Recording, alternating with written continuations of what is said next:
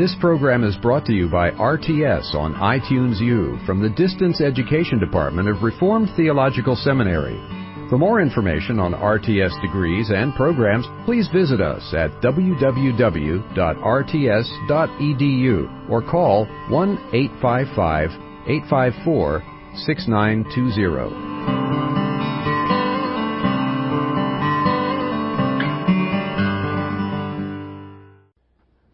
All right, for the next part of the course, I want to focus on the philosophy of logical analysis. I've emphasized to you in the past that the 20th century is the century of language. And we've seen that through a number of philosophical schools already. We've seen that with Heidegger, who said that language is the house of being, who said that reality reveals itself to me through language, by means of language. We've seen that through Saussure and Saussure's followers, who were professional linguists but came to see the science of linguistics as indicating a structural similarity between all human minds. And we saw the deconstructionists who denied that there was that kind of continuity between all the different human minds. And so, we've seen Gadamer, we've seen other people who have a lot to say about hermeneutics and about how hermeneutics can tell us a lot about the way the world is, not only the way language is. So the idea is to try to understand the world through language, to try to solve the old philosophical problems by referring to language.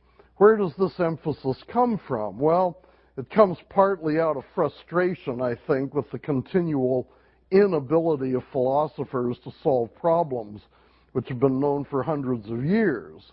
This is kind of an embarrassment to the philosophical community, you know. Astronomy has made a lot of progress since the time of Ptolemy down to the present day. Physics has made a lot of progress. Chemistry has made a lot of progress. But what about philosophy?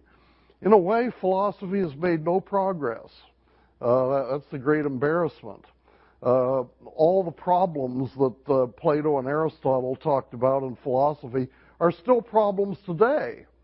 None of them have been definitively solved. Opinions have changed, and new arguments have been found, and new concepts have been developed, and technical terms have been developed. But in a way, we're just back to where we were. Can't really say that Plato knew any more or any less about philosophy than Bertrand Russell or Ludwig Wittgenstein or somebody in our century. So it may be that all of this has generated some frustration. And one of the things that you do when you're frustrated is you look around to try to find some new way of dealing with your problems. And I think a lot of philosophers have said, well, maybe our problems are the result of misunderstandings. Let's define our terms. That is, let's pay closer attention to language. I think the focus on language may be partly due to that, but it also may come from a more profound observation, namely that language is a kind of gateway to reality. Remember, we've talked about, I think the first day that we were together, I mentioned my triad of metaphysics, epistemology, and ethics, and how you can't, you can start with any one of the three, but if you start with metaphysics, you're going to have to focus on epistemology eventually, and if you focus on epistemology at the beginning, well, you'll have to give some attention to ethics and so on. So these are not really separable, but the interesting thing is that you have three entrances to philosophy. You can start with metaphysics, you can start with epistemology, you can start with ethics. But now, I think what they've discovered in the 20th century is you can also start with language, okay? And instead of saying with Hegel that the real is the rational and the rational is the real, you can say something like this: the real is the sayable, and the sayable is the real. What we can express in language, that's what reality is. And what we can't express in language, that has to be excluded from the realm of reality. So nothing can be said to exist unless it can be spoken of. Anything which can be spoken of has some sort of reality. And if language is a key to determining what is, metaphysics, it's also a key to determining what is knowable, epistemology, and what is right, ethics. So modern thinkers have placed unique emphasis on the study of language. Now this approach is not entirely new with the 20th century. Plato, for example, when he asked questions like, what's the nature of justice? He didn't go around with a flashlight, with a lantern like Diogenes looking for a just man. Rather, he talked about the word justice. When do we use the word justice? What does the word mean? What does it include and what does it exclude? A lot of Plato's dialogues are examples of linguistic analysis. And Aristotle, in a slightly different way, we can say the same thing about him. Aristotle developed his metaphysics largely on the basis of a certain kind of grammar. What is a substance? Well, a substance is what can fit into the subject position of a sentence. So dogs have 4 legs. Well, dogs are substances. They're in the subject slot. 4 legs, well, that's a predicate. And so you have the subject and you have the predicate. You have the subject and you have the attribute. You have the subject and you have the qualities or the modifiers. And so Aristotle developed his metaphysics in a way that fit the grammatical structure of Greek sentences. So it's possible that there are other ways of using language to illuminate philosophical concepts, and some of them have been suggested in the last century or so.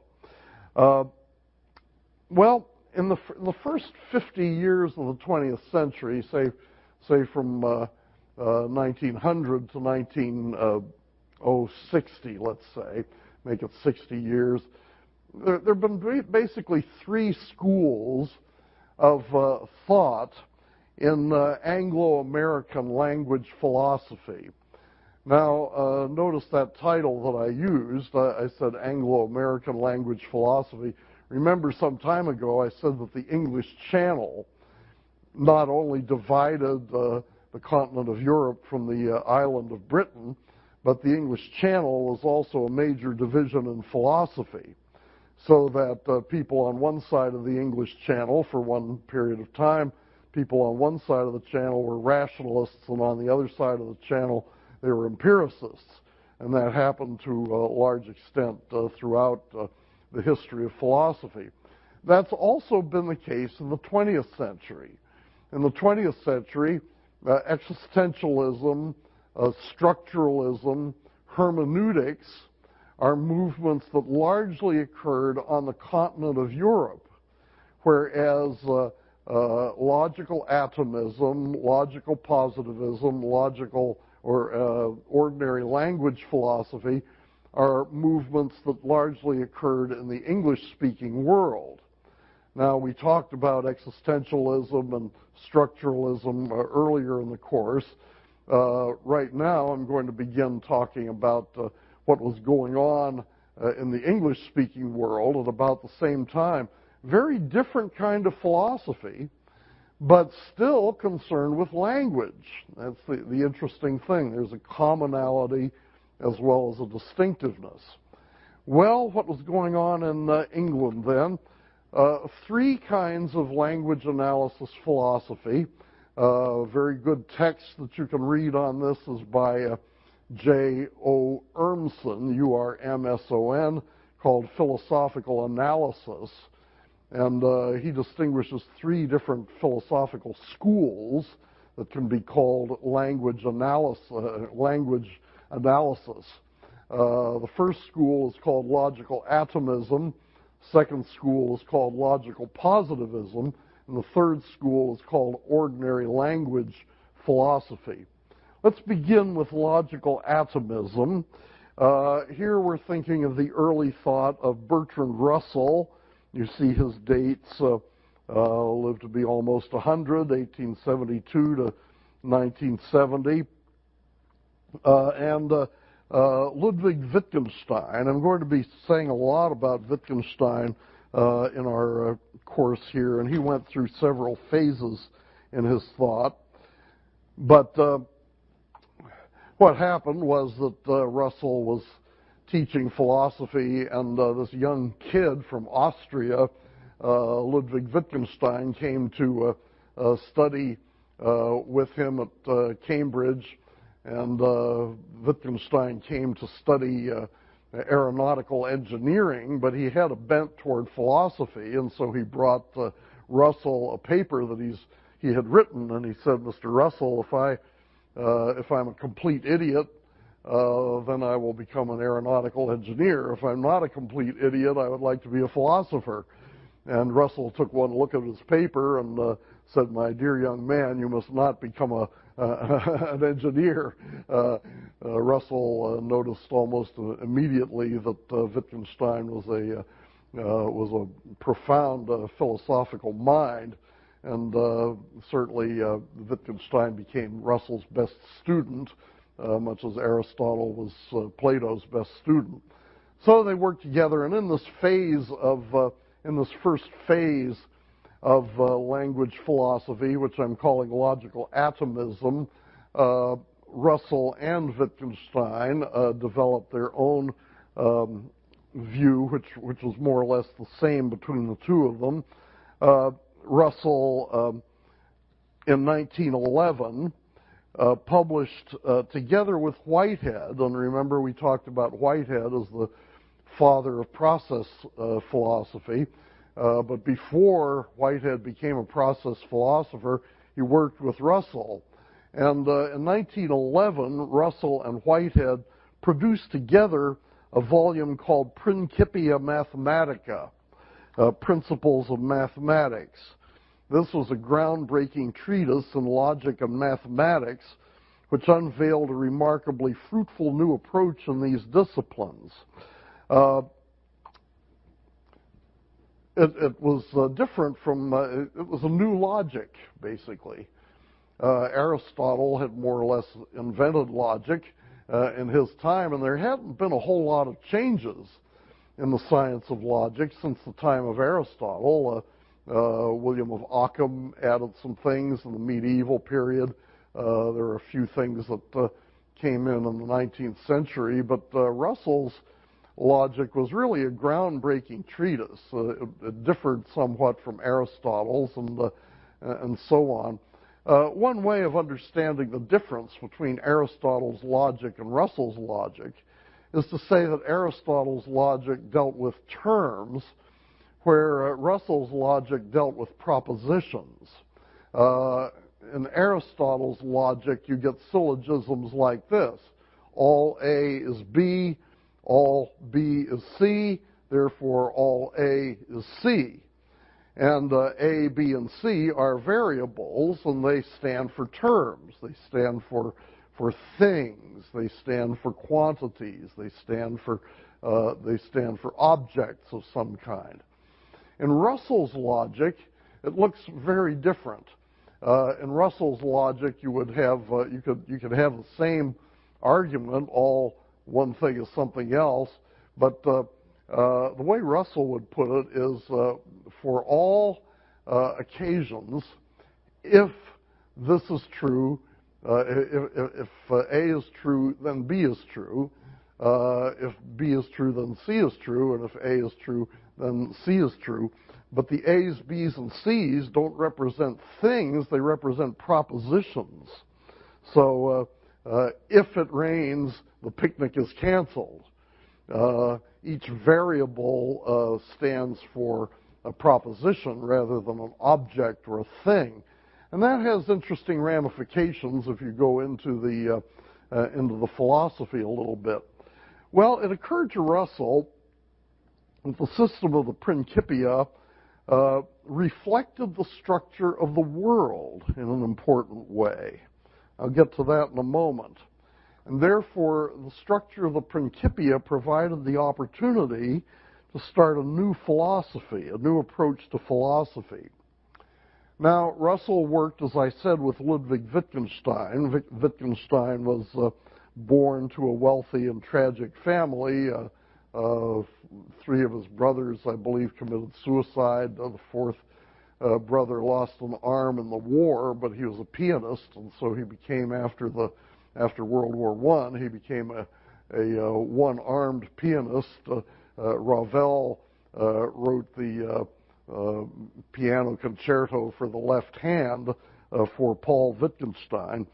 But all kinds of, Wittgenstein had a very interesting biography, very brilliant, very precocious, and in collaboration with Russell, or as a student of Russell, he wrote a book called the Tractatus Logico-Philosophicus, which was published in 1918. The title is kind of a takeoff on Spinoza's Tractatus Theologico-Politicus.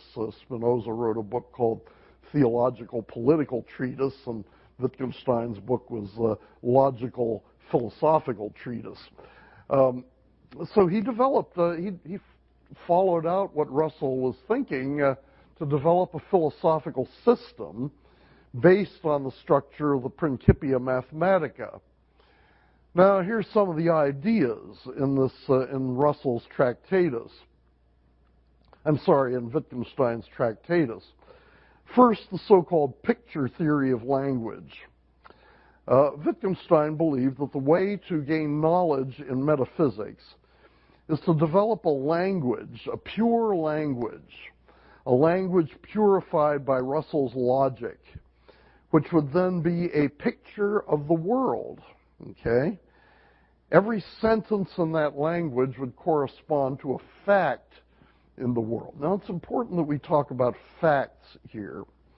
The very first sentence in Wittgenstein's Tractatus is this. He says, the world is the totality of facts, not things. Okay?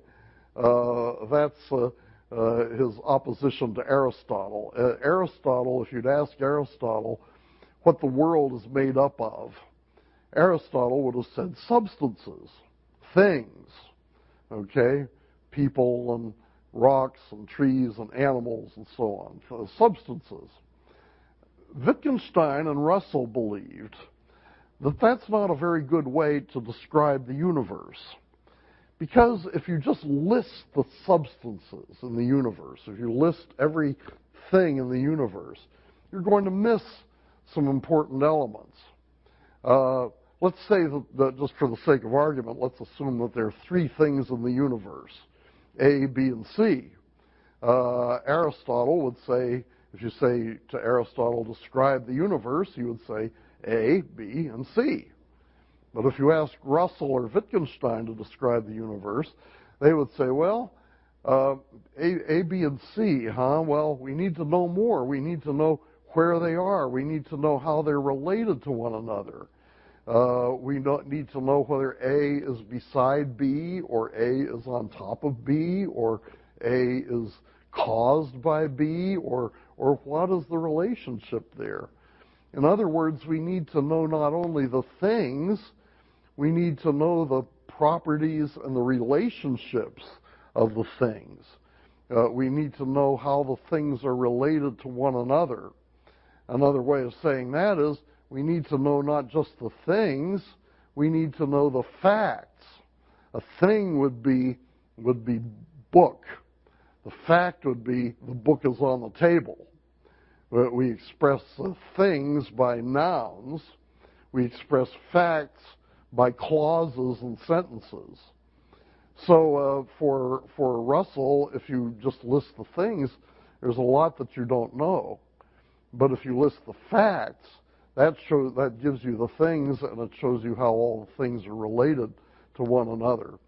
So Wittgenstein's position is that the universe is the collection of facts, not the collection of things. And that, of course, ties in with Russell's logic, because Russell's logic is a logic of propositions, not terms. Terms designate things, propositions designate facts. So in Russell's logic, you're talking about facts. In Aristotle's logic, you're talking about things. So Wittgenstein is interested in developing a view of the world in which the world is the collection of facts. The book is on the table. That's one fact. Giraffes are taller than chimpanzees. That's another fact. Let's get all the facts together, and once we list all the facts and list them in a perfect language, then we will have an adequate picture of the universe. So you see all the relations there. Every sentence would correspond to a fact in the world. Every word in every sentence would correspond to an element of a fact. Now, facts consist of things, properties, and relations. Okay? A fact always says that A is related to B, or A has property B, or something like that. So every word of the perfect language would represent an element of the fact. Every sentence would correspond to a fact in the world. Then to purify our ordinary language, we must make sure that every sentence corresponds to only one fact. Now, in ordinary language, of course, our sentences often correspond to a lot of facts, right? And we have simple sentences, we have compound sentences, we have a sentence like the book is on the table and the table is brown. That describes two facts. So Wittgenstein, in order to get a language that's a perfect picture of the world, he has to make sure that every sentence reflects one fact and only one fact. So we have to reduce the complex sentences to simple sentences, reduce compound sentences to simple sentences, reduce statements about generalities like happiness and greenness to statements about individual sense data. The wall is blue. I'm looking at a wall, and the wall is blue. Well, that's a generalization, right? That doesn't describe only one fact. Of course, that's a generalization because that sums up my sense experiences over a period of several seconds.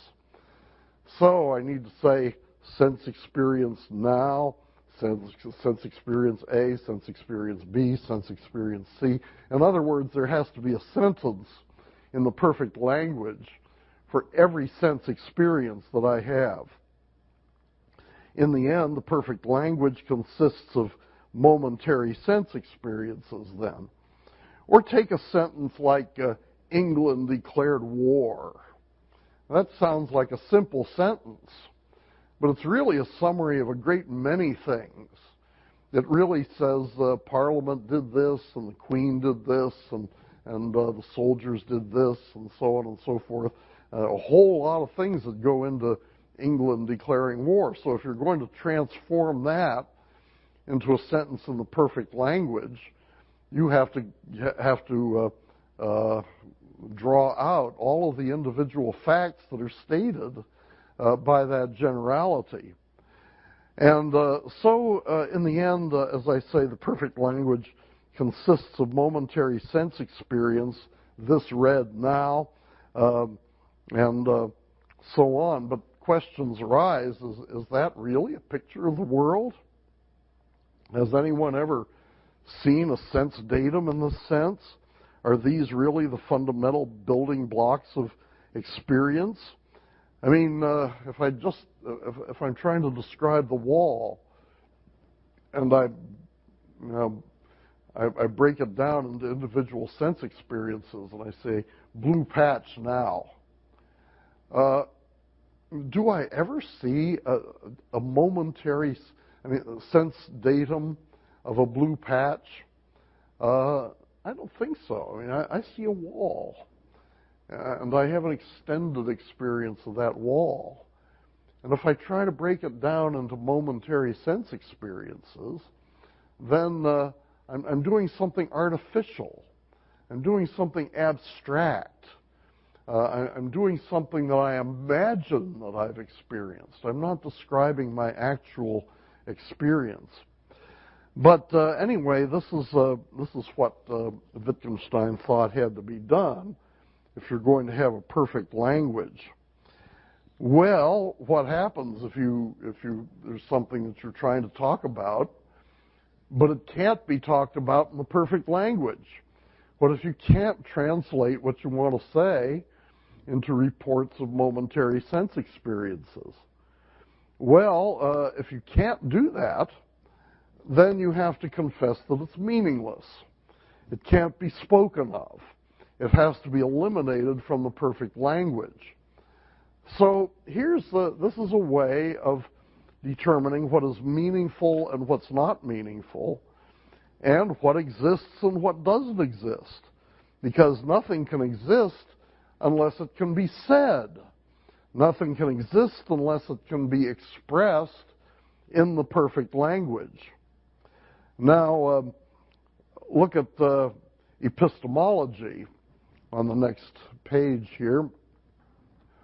Only that is knowable which can be translated into the perfect language.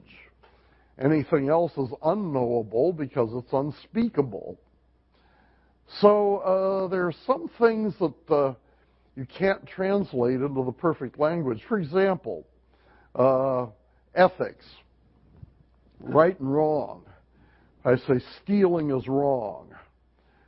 How do I translate that into the perfect language? I can't reduce that to a sense experience. Wrong is not something that you can sense. It's not something that you can see or hear or taste. So how can I say stealing is wrong in the perfect language? And in one sense, I can't, all right? And so Wittgenstein is willing to bite the bullet. He's willing to say, okay, you can't translate it into the perfect language, therefore it can't be sayable, therefore it can't be knowable, therefore it's in one sense meaningless. But that bothered Wittgenstein. I mean, Wittgenstein actually believed in right and wrong. He was somewhat sensitive on ethical matters, and he often wrote about ethical matters. So what can be said about that? Well, he kind of developed a grab bag. He developed a category, kind of like a wastebasket, for putting things in that wouldn't measure up to the standards of the perfect language. Wittgenstein knew that ethics, he felt in his heart that ethics was meaningful. And yet in his theory, ethics came out looking meaningless. So he didn't want that result. So he said that ethical right and wrong was mystical. Okay? He used the term das Mystische. There are some things, he says, that are real, but they cannot be said, meaning they can't be transformed into the perfect language. They can't be said. So anything that we feel ought to be known, but we can't say it, we call it mystical. We call it das Mystische. Das Mystische is almost like Kant's noumenal world. Okay? Kant, felt very strongly that the doctrine of God was an important concept. But Kant was convinced that you could not find God in the phenomenal world. So if God exists in the noumenal world somewhere, and God has to be a regulative concept, not a constitutive concept.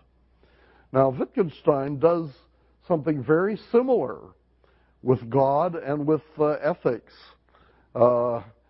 Ethics is important.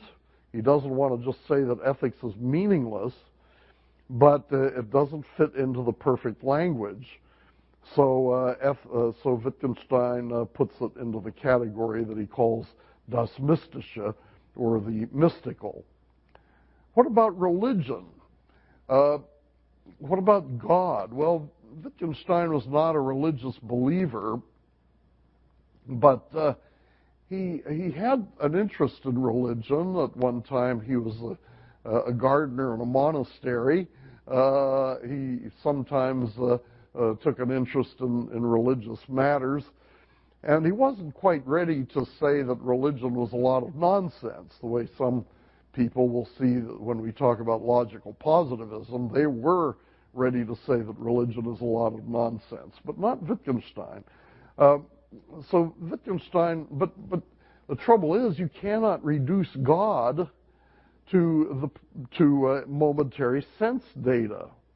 You can't sense God. You can't see God. You can't hear God. So you can't reduce statements about God to reports of sense data. Therefore, you can't reduce statements about God to a perfect language understood in the terms of Russell and Wittgenstein. So what are you going to do? Well, again, Wittgenstein says the concept of God is mystical. He used the sentence, he says, God does not reveal himself in the world. Well, there was one writer who said that Wittgenstein was close to the kingdom there. The writer said that Wittgenstein was acknowledging God's transcendence, that God was above the world, and so on and so forth. I don't think that's what Wittgenstein was saying. I think that Wittgenstein was saying is that if you're in the world, there is no evidence for God. There is no way of sensing God or seeing God. And so therefore we can only suppose God by an act of kind of blind faith and suppose that he exists up there in the mystical world. Okay? But, if you get rid of ethics, or if you turn ethics into mysticism, and if you turn God into mysticism, what about philosophy? Now, God, the soul, I didn't mention the soul, but the soul too, God, the soul of the world, are beyond the scope of the perfect language. And by the way, that's similar to Kant's noumenal again. I mean, Kant put God, the soul, and the world as a whole together in the noumenal world. But what about philosophy? Now, philosophy, here Wittgenstein is thinking that philosophy can give us some insights into the relationship between language and the world. But he discovers, as he develops his thesis, that that's exactly what philosophy cannot do. The perfect language can picture facts, but the perfect language cannot picture relationships between language and facts. Wittgenstein comments that the eye is not part of its own field of vision. So the philosopher cannot, if language is like the eye, then we can't describe language while we're talking about the facts. We can only talk about the facts in the perfect language. We can't talk about the relationship between the language and the facts. But that's exactly what Wittgenstein is trying to do in his book. So there's something wrong with his book. And he begins to get suspicious of that. There are a lot of other things, of course. A perfect language cannot speak of what is possible or what is impossible, but he's been trying to do that too in his book. Well, to make a long story short, number 4, Wittgenstein recognizes that most all philosophy, including that of the Tractatus itself, violates his own restrictions. So the Tractatus has to be rejected as meaningless. The statements in the Tractatus are useful only as tools to bring us to the point where we stop asking senseless questions. So the book, in a way, is self-refuting. The book has tried to show us the relationship between language and the world, but it concludes that you can't show the relationship between language and the world within the scope of the perfect language. So the book says basically that the book is impossible. But what Wittgenstein does, in a way, is to relegate the whole book to the mystical sphere. There's this very famous ending paragraph. He says, "My propositions," that is, the propositions of the book, "are elucidatory in this way. He who understands me finally recognizes them as senseless when he has climbed out through them, on them, over them. He must, so to speak, throw away the ladder after he has climbed up on it. He must surmount these propositions, then he sees the world rightly. Whereof one cannot speak, thereof must one be silent." Now, this is in the mystical tradition. This is what the actual medieval mystics said. They said, well, okay, we've shown you the importance of rational thought, but rational thought will only get you somewhere so far. And rational thought can get you to the point where you need to have a mystical union with God or with the object of your study. And when you reach that point of a mystical union, you get beyond reason, and you can throw reason away. Reason is like a ladder that you climb up to reach the heights. But once you've reached the height, you don't need the ladder anymore, and you can throw it away. And now we find Wittgenstein saying the same thing about his perfect language. He thinks that he starts off rationalistically, trying to show you exactly what the criteria are for a perfect language, and then he ends up in irrationalism because he determines that this perfect language can't tell you anything at all, that it fails on its own criteria, that it's self-contradictory, self-refuting, and so when you get to the top of the mountain, you throw away the perfect language, and you relegate all of this to the area of mysticism. That's the early Wittgenstein. That's Wittgenstein's Tractatus Logico-Philosophicus. And we'll see what happens after this. The interesting thing is the last sentence of this book, whereof one cannot speak, thereof must one be silent. Wittgenstein has decided that the things he's tried to speak on can't be spoken about. And almost literally, he is silent for the next 10 years. He leaves the discipline of philosophy. He goes traveling in Europe where nobody can find him. He resigned his position at Cambridge, and he went off and did a number of interesting things. He designed a house for his sister. He worked as a gardener in a monastery for a while. For a long time, the philosophers were interested in talking to him because his book caused something of a sensation, but they had an awful hard time finding him, and Wittgenstein didn't want to talk to philosophers. Well, while he was gone, and we're going to see later that he comes back on the scene in a different context, but while Wittgenstein is gone, a new movement springs up. And the second movement is called logical positivism. Logical positivism was developed by a group of scientists and philosophers originally in Vienna, but this spread to the city of Berlin. Eventually, a number of these people moved from Europe to England and America in order to escape from Hitler. A number of them were Jewish. And so they were called logical positivists. You notice some of the names there: Rudolf Carnap, Moritz Schlick, Karl Hempel, whom I studied with at Princeton, Herbert Feigl, A.J. Ayer, who was an Englishman and tried to popularize some of this philosophy. Well, these Viennese scientists and philosophers were very interested in Wittgenstein's Tractatus because they liked the idea of a type of philosophy in which you stick to the facts, where you say the only thing that exists are facts, and then you try to express those facts by means of language.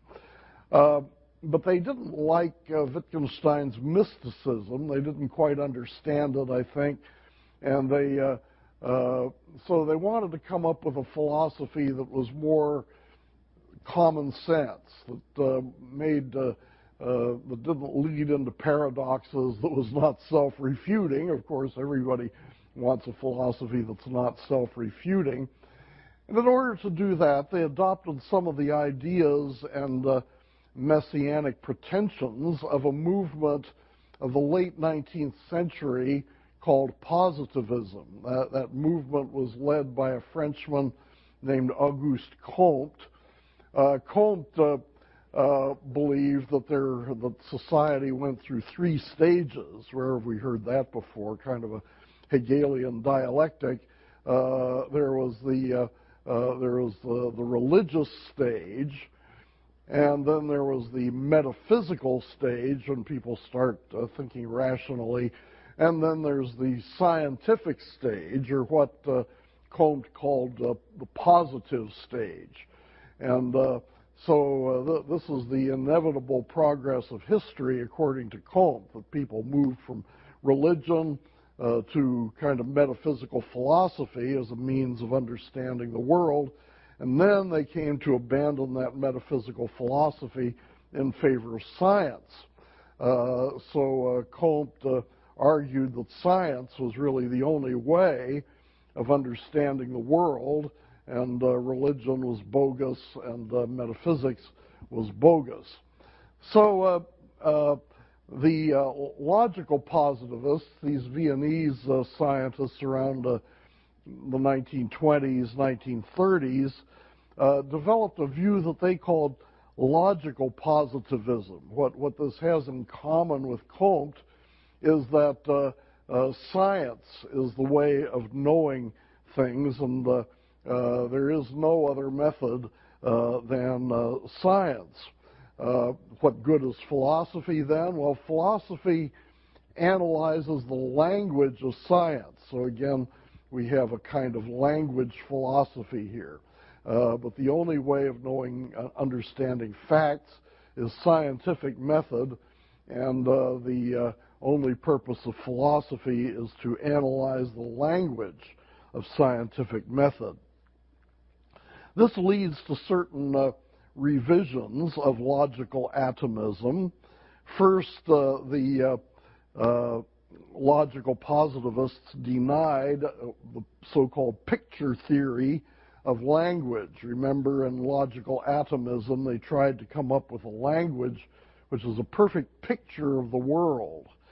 And the positivists rejected this. They said language has a number of uses, but the purpose of language is not to picture the world. When you think about it, the idea of language picturing the world is a little silly. I mean, the word mouse doesn't look like a mouse. So they were pretty good to get rid of that. Language need not to be a perfect picture of the world.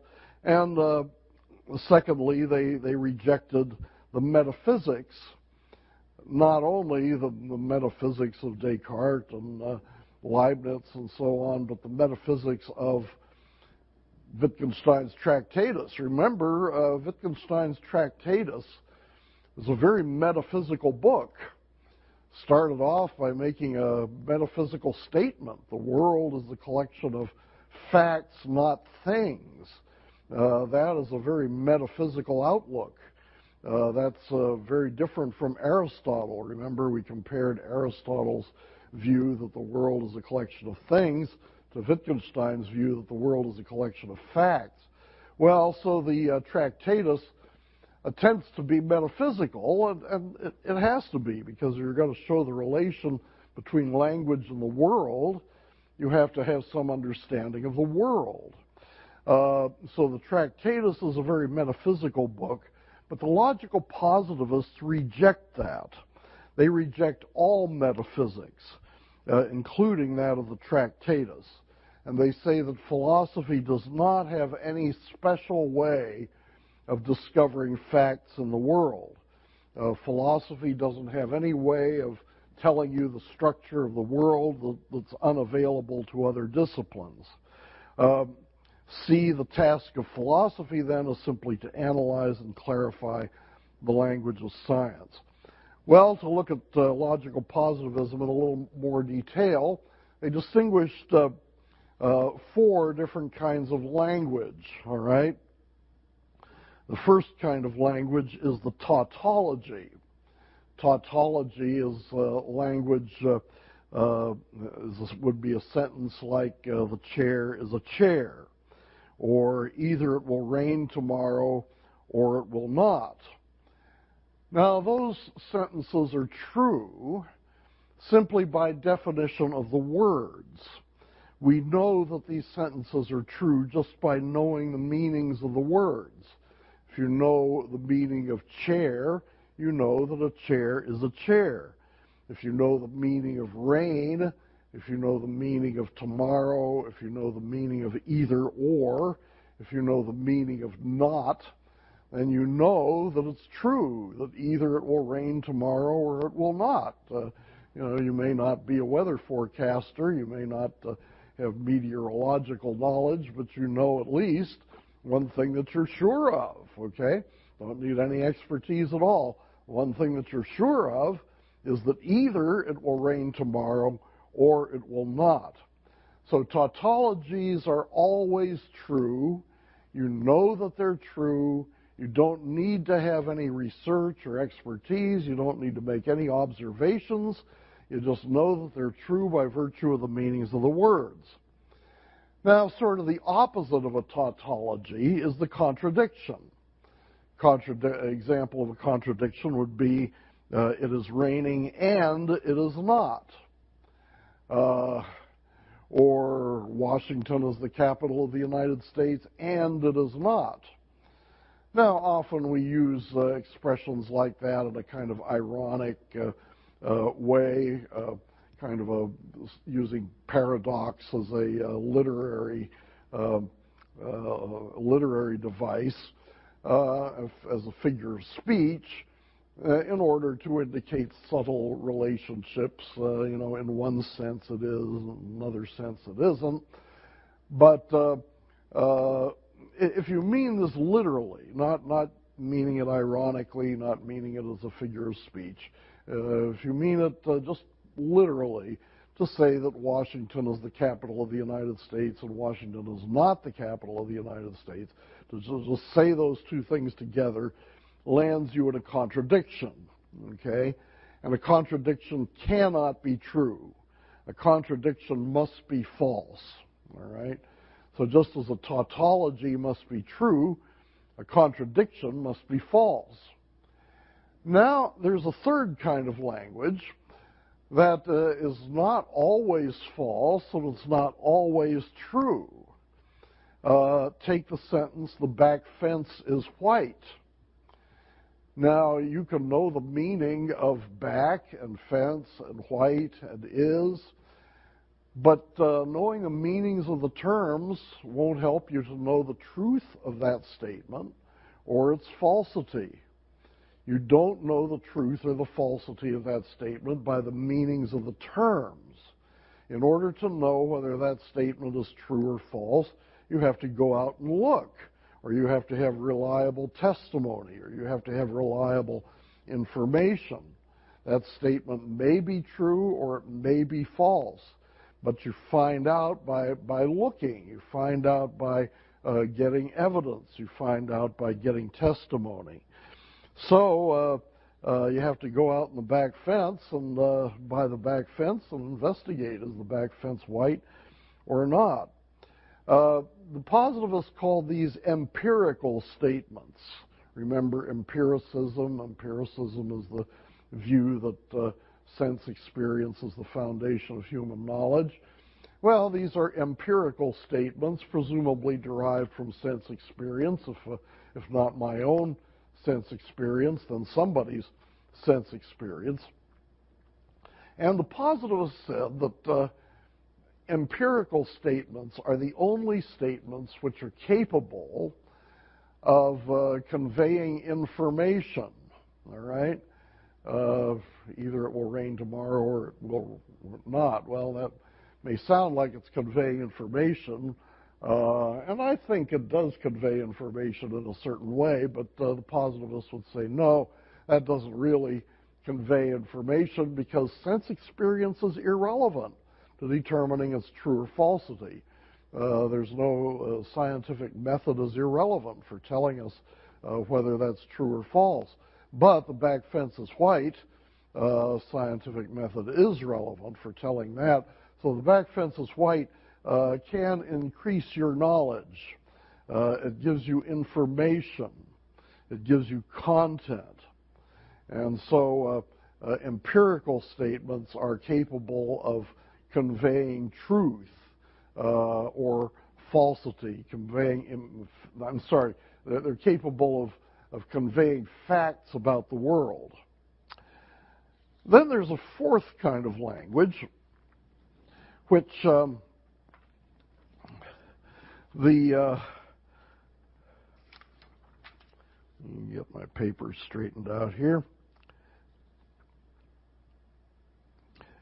There's a fourth kind of language, which the positivists called emotive language. Now, it might have occurred to you that when we were talking about tautologies and contradictions and empirical statements, that doesn't cover all the uses of language. Language is used for a lot more things than just tautologies, contradictions, and empirical statements. There are also questions in language. There are commands in language. There are emotive expressions in language. There are expressions of fear. There are promises. There are all these different kinds of things in language that are not covered by the first three categories.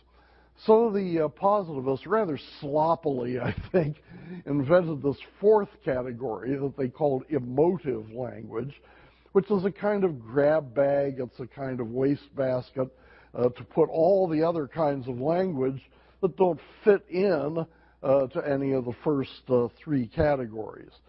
So poetry, commands, questions, all those different kinds of language were all called emotive.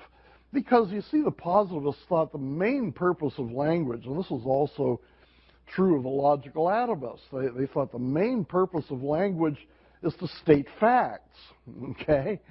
And that's really all that we're interested in, is stating facts. And so we can safely ignore everything else that's done in language. Well, we'll see later on that this is now considered to be a mistake by the logical positivists, but this is the way they operated. They're interested in seeing what kinds of language convey information, convey facts, convey knowledge. And so coming out of this was something called the verification principle. For any statement to be empirically meaningful or cognitively meaningful, that is, for it to fit into Group C, it must be verifiable by methods akin to those of natural science. All right?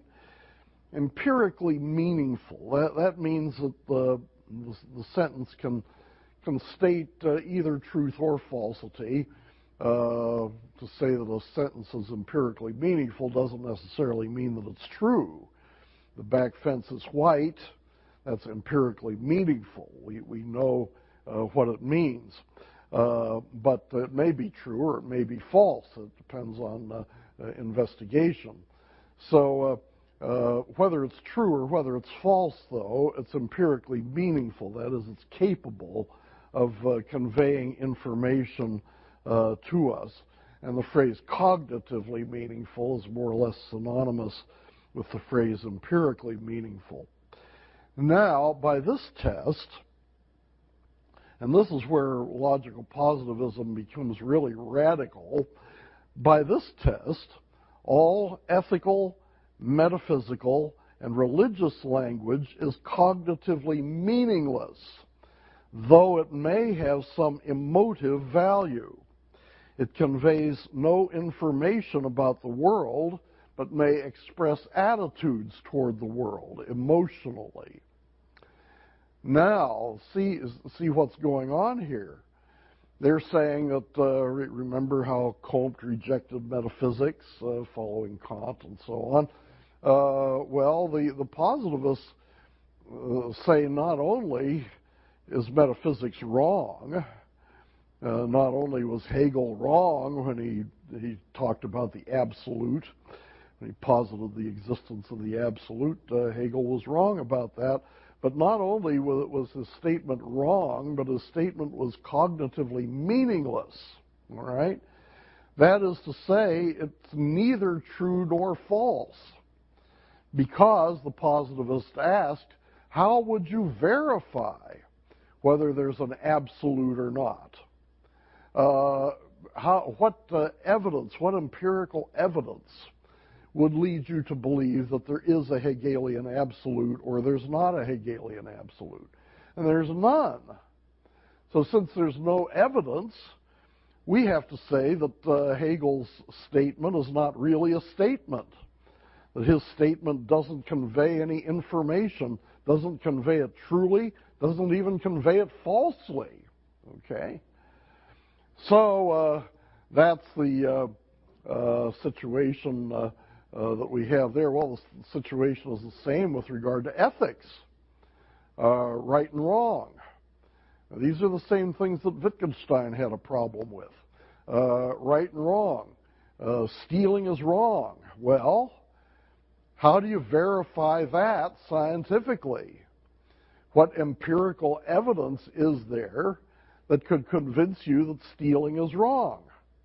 And the answer of the positivist is there's no empirical evidence, because wrong is not something that you can see or hear or test for. There's no scientific method that would enable you to make a decision as to whether science is, whether stealing is wrong. So stealing is wrong. That's cognitively meaningless. Now, it may be a legitimate emotive expression to say stealing is wrong. Maybe that's just an expression of my attitude. To say stealing is wrong is to say I don't like stealing. And that was one of the ways in which the positivists dealt with ethics. There are a few others, too. But you see, metaphysics is cognitively meaningless. Ethics is cognitively meaningless. And what about religion? To say that God exists, is that something that you can verify or falsify? Well, the positivist said no. There's no empirical test for whether or not God exists. And so the expression God exists does not convey a true fact. It doesn't convey a false fact. In fact, it's not even cognitively meaningful. It doesn't convey any proposal that could be true or that could be false. It is rather cognitively meaningless. Maybe an emotive expression. Maybe when people say God exists, what they're doing is expressing an emotion toward the universe, expressing a feeling of wonder, kind of like Schleiermacher, I guess. But the positivists say, these religious statements don't convey anything meaningful. Now, Christians got very scared of this in the 30s and 40s and 50s. These guys were not just garden variety atheists, you know. These were not village atheists who had their various arguments against the existence of God. They were not just saying that God didn't exist. They were not just saying that there are errors in the Bible. What they're saying is the term God exists is a meaningless expression in some way. We don't even know what you're saying when you say that God exists, because there's no way of verifying whether it's true or whether it's false. Well, that threw a lot of Christians into a tizzy. This was the most radical form of unbelief that a lot of them had run into. Not only is our faith false, but it's meaningless in a way and can be simply dismissed with a shrug. The preceding program has been brought to you by RTS on iTunes U and may not be reproduced or disseminated in part or in whole for sale or for profit without express written consent. For more information on RTS degrees and programs, please visit us at www.rts.edu or call 1-855-854-6920.